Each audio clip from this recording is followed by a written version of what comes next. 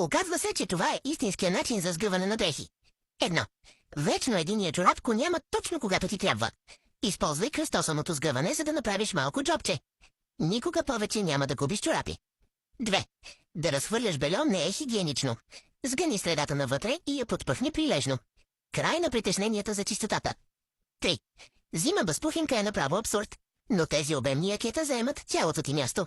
Сгъни ги по правилния начин и ще можеш да събереш 10 броя в един куфар. 4. Закачането на полуверик и разтяга. Сгъни ги във формата на книга. Ще изглеждат като нови, когато ги извадиш до година.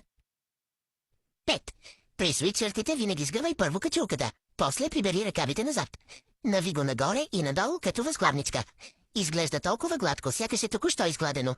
Гардеробът ти изведнъж се здобива с една камара свободно място. Голям кеф е за гледане. 6. Яката е душата на полутениската. Никога не я прегъвай надолу. Едно хубаво поло ще ти изкара 10 години. 7. Дебелите пижами ти превземат гардероба.